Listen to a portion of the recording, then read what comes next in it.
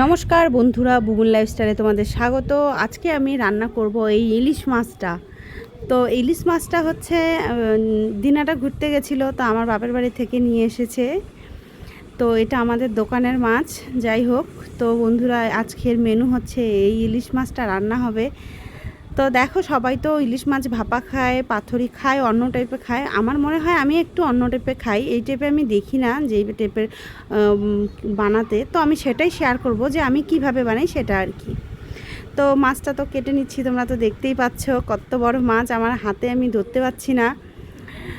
তো মাছটা আমার কাটা হয়ে গেছে এখন। তো এই যে দেখো, একসঙ্গে কাটার পরে একটু একসঙ্গে করে দেখছিলাম যে কত বড় হচ্ছে। তো যাই হোক, তো কাটার পরে আমি একটু ওরকম করে দেখছিলাম। তো এই যে এখানে আমি সর্ষা আর হচ্ছে লঙ্কা একটু পেস্ট করে নিয়ে নেব। আর পেস্ট করার পরে আমার মানে যতটুকু মাছ লাগবে, সব মাছ রান্না করিনি, যতটুকু লাগবে ততটুকু নিয়ে নিয়েছি। তারপরে এই যে সর্ষে আর লঙ্কাটা দিয়ে আমি এটাকে এখন ম্যারিনেট করে রাখবো। এখানে একটু একবারেই দিয়ে দিব যা দেওয়ার, লবণ হলুদ দিয়ে মেখে রেখে দিব।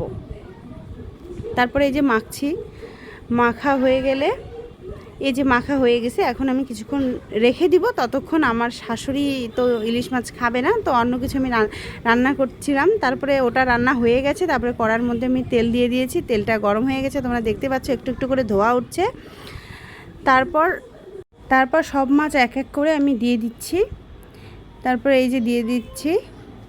তো এইভাবে আমি একটু এপাশ জাস্ট আর কি, মানে একটু সময় আর কি দেওয়া, একটু সময় রাখবো, একবার এদিকে একবার ওদিকে, একটু সময় মানে 2-3 সেকেন্ড এরকম আর কি রাখবো। বেশি ভাজলে তো খারাপ হবে, ভালো হবে না। তো একটুখানি রাখবো। এই যে দেখতে পাচ্ছ কতটুকু সময় রাখলাম।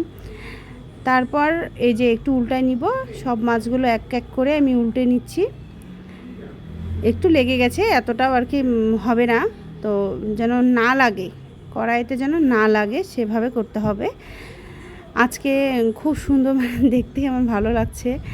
তারপর এই যে একটু এখন আমি জল দিয়ে দিলাম, পরিমাণ মতো জল দিয়ে দিলাম। তো ইলিশ মাছ তো আর এত করতে হয় না, মানে সেদ্ধ করেই খাওয়া যায়। তো যাই হোক, পরে এই যে জল দিয়ে দিলাম। তারপর এটা এখন আমি এই যে বুলবুলে ওঠার জন্য আমি রেখে দিচ্ছি। বুলবুলে ওঠা হয়ে গেছে, এখন নামানোর ঠিক এরকম মানে হবে আর কি। নামানো মানে যে যতটুকু যেরকমভাবে ঝোলটা খাবে, রসটা রাখবে সেই হিসাবেই। তো এই যে আমার ফাইনালি লুক দেখতে পাচ্ছ বন্ধুরা। তো আজকে চলে যাচ্ছি, আবার দেখা হচ্ছে পরের কোনো ভিডিওতে। টাটা, বাই।